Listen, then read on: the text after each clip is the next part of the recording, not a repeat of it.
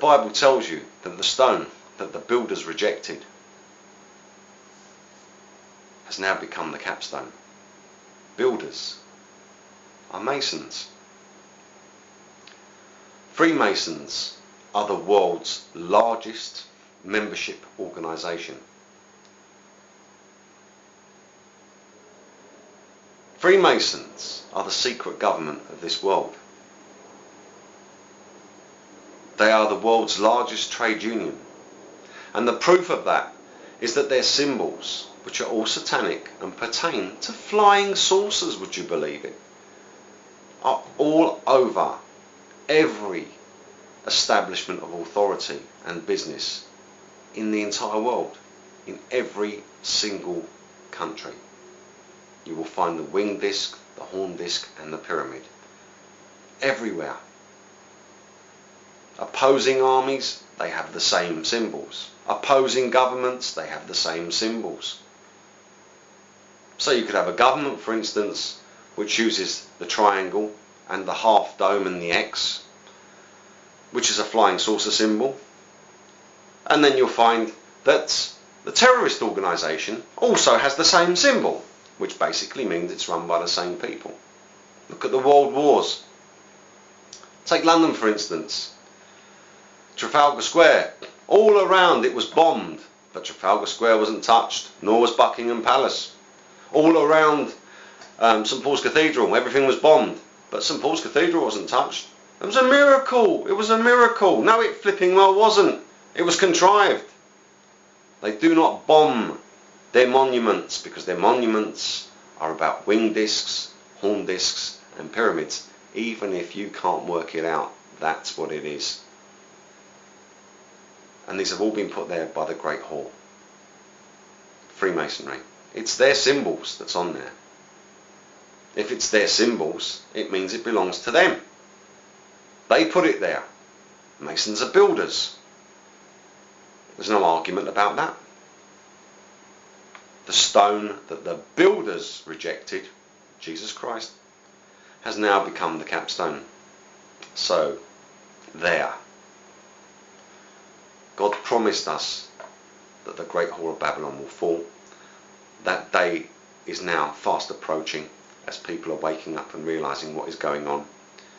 And of course, as you realise what's going on, all the attacks come, all the nasty names and the threats.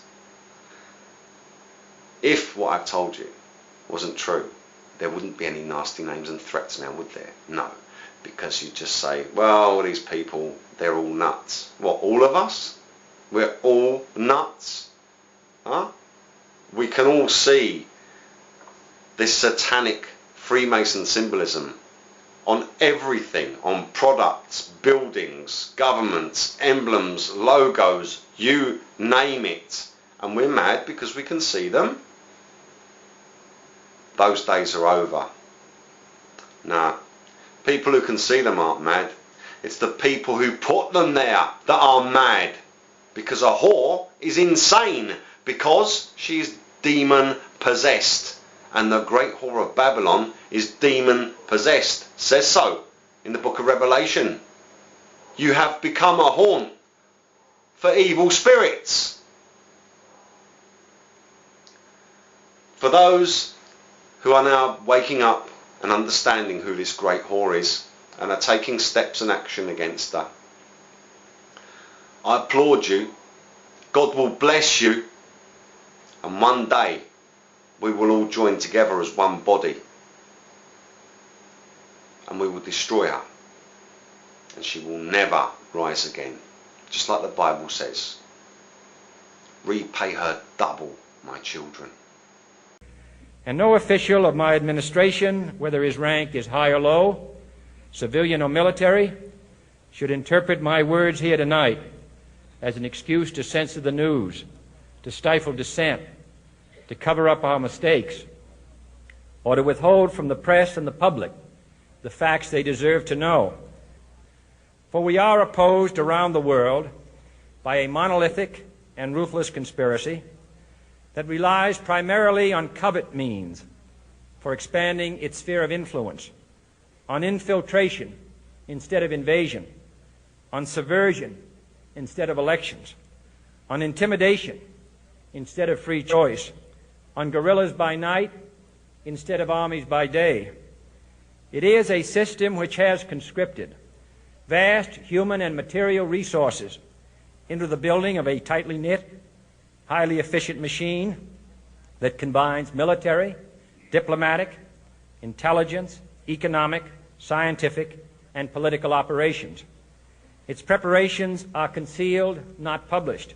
Its mistakes are buried, not headlined. Its dissenters are silenced, not praised. No expenditure is questioned, no rumor is printed, no secret is revealed. No president should fear public scrutiny of his program, for from that scrutiny comes understanding, and from that understanding comes support or opposition, and both are necessary. I am not asking your newspapers to support an administration, but I am asking your help in the tremendous task of informing and alerting the American people.